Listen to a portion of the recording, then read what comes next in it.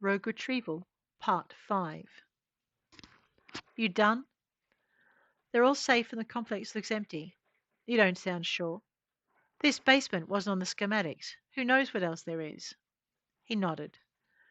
We need you to unlock the doors in this corridor. All at once or incrementally? All at once. Kids won't be going anywhere. Kids are terrified, I warned him, and closed my eyes as I swallowed bile. I rolled to my feet, wondering how I could ditch the soldier and go do what I'd promised Mack I'd do. I also wondered if the kid was meant to be returned to Odyssey or if I froze as Max spoke in my head. We've got this. Just get to her. Right. I took a look at the soldier who'd been keeping an eye on me. Don't you have anything better to do? He looked at me nonplussed. I've been told to keep an eye on you. Uh-huh. I looked around and placed a hand on the wall. It didn't take me long to go back into the system and unlock the doors. Doors are unlocked, I said, and started walking away down the corridor. The heavy hand that landed on my shoulder took a firm hold and squeezed tight. I stopped, looked down at it, then followed the guy's arm up to his face. When I caught his eye, I smiled brightly at him and added, All the doors are unlocked. You might want to let someone know. From the look on his face, he didn't get it. And then, just as suddenly, he did. Of all the goat fucking lizard sucking. Someone needs to know, I said, twisting out of his grasp, sidestepping around the first team to emerge from a cell, and sliding past the second team as they stumbled back out to have the child inside slam the door in their faces. I skated past a third team and made it to the clear space beyond, not looking back as I heard the soldiers shout in consternation. I guess there were disadvantages to being built like a brick shithouse on steroids. As soon as I was around the corner, I broke into a sprint, taking the next turn I needed before any form of pursuit sounded behind me. Doors cracked cautiously open as I sped past. Some were slammed hastily closed, but others opened a little wider. It looked like some of the kids were bent, but not broken, and the thought lifted my heart. Maybe the future was brighter for them than I'd thought. There's always hope, girl, Max said over the comms. You should know that. I wasn't sure what he meant. I didn't want to work it out for myself. I didn't want him to explain it either, and for once he obliged. Just get to her before Delight does. Well, that was intriguing. He didn't answer, and I took another turn, skidding to a halt before the door I needed. I slowed down and looked over my shoulder, listening to the sounds behind me, but not hearing any pursuit. Well, not of me, at least. The kids, on the other hand, weren't convinced of their rescuer's intentions, and the ones that weren't huddled in corners were bolting in all directions. Not my problem. I opened the door and slid inside, closing it behind me. I'd found the girl, and from what I could see, the company had had something pretty special lined up for her. Bastards. The only thing was, I couldn't work out why they'd have been setting up a conference call in front of a big screen, and where they'd all gone. I made them run away, said the childlike voice in my head. In my head, not in my implant. Oh, crap. Why? Mac, you didn't tell me she was Psy. And what's wrong with that? She demanded.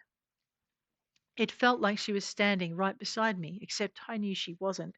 And I knew she wasn't because I'd seen just how thoroughly she'd been tied down. My stomach rolled. I've got to get you out of here, I told her, moving around to where I could reach her. She watched me, her blue eyes going from almost calm to wary, her small body tensing. I stopped. Your mother's worried.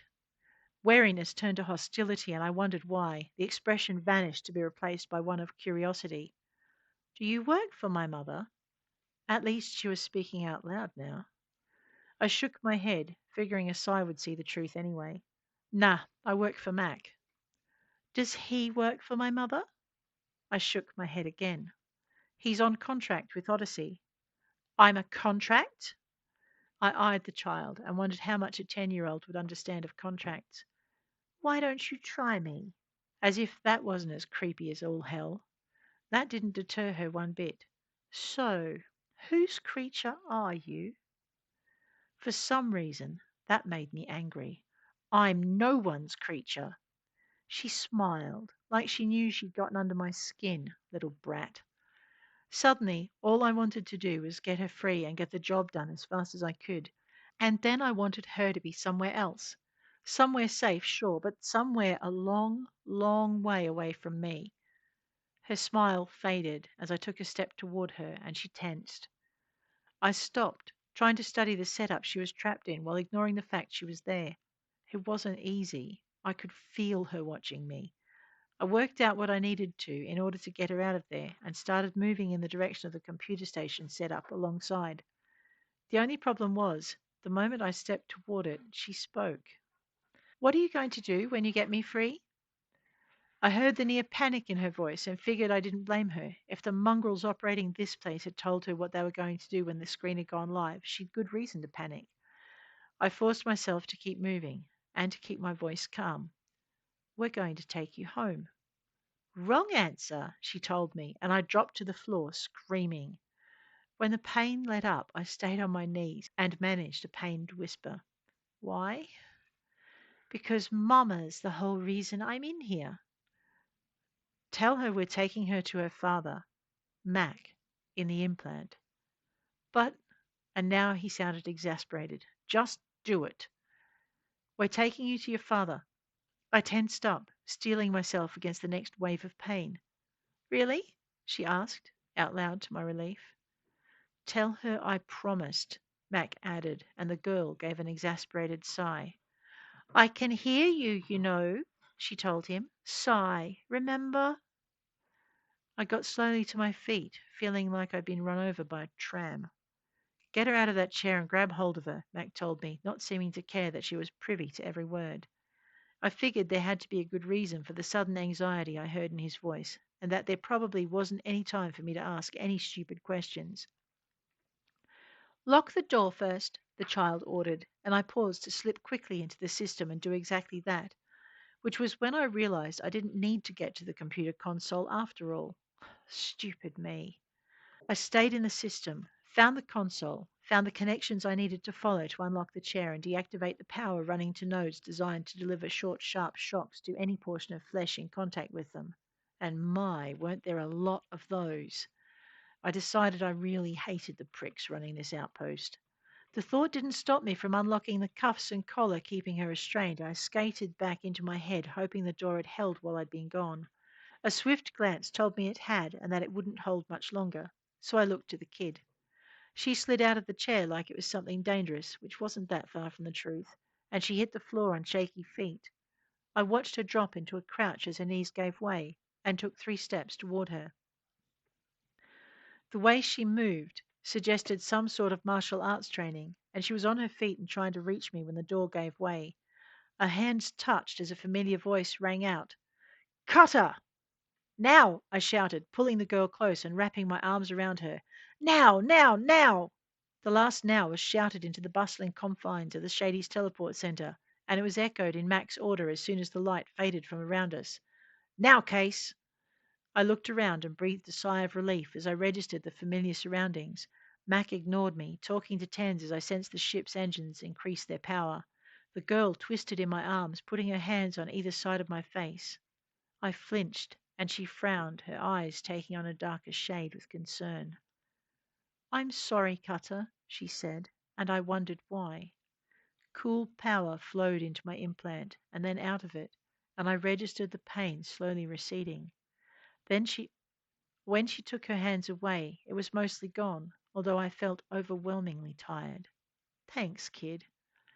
I wondered why she hadn't moved, and then registered she was naked in a room full of strangers. Before I could say anything about that, Max stalked over, draping a blanket around the pair of us. I made sure it was secure and then wriggled free of it, leaving the kid completely covered. "You okay?" I asked, resisting the urge to sway. She nodded. "Yep." "Liar," I managed, noting the pallor of her cheeks. She blushed and then lifted her chin, her face hard with determination. "I want to see my dad," she said, looking from me to Mac and then beyond us to Tens. Max stared back, but the girl didn't flinch, just met his gaze with a calm look until the silence had stretched too far between them. She reached out and took my hand. "I really need to see my dad," she repeated, her voice blending determination and pleading. "Please," echoed plaintively through our minds. Mack nodded. "We're on our way," he said, and then gave me an odd look. "Are you okay, girl?" I nodded, and the world swayed. "Cutter?" Mac clearly didn't believe me. Well, it sucked to be him then. On second thoughts, my knees gave way and I ended up back on the floor. Maybe it sucked to be me. I heard Mac's shout of alarm as I got my hands down and tried to will myself to get back up. I'd really wanted to be in my bunk before I passed out again. The small hand on my shoulder was just about as much comfort as the words that followed me into the dark. "She'll be okay. She just needs to sleep." And sleep I did, right through the return and Mac renegotiating our contract with Delight and Odyssey. It seemed someone had gone a little outside her remit when she kidnapped us off her own ship, and Odyssey felt some compensation was in order, and that the compensation would be garnished from Delight's wage. Sweet. Even sweeter was the compensation that was in order for her getting the intel wrong, although that wasn't garnished. That was something covered by Odyssey's payment schedule. Intel was always as good as they could make it, but there were never any guarantees it was going to be right every time. That was just a hazard of the job. We also got a bonus for uncovering a trafficking racket that had flown underneath everyone's radar. And now Delight had another company to keep her busy, as well as a renegade mother to catch, which meant I had a little room to breathe. I just had to wait until Mac and Tens relaxed their vigilance, and then I could make another break for it. You know the universe is never going to let you have a peaceful life, right? Man, I hated it when Mac eavesdropped on what was running through my implant. I hated even more the thought he might be right.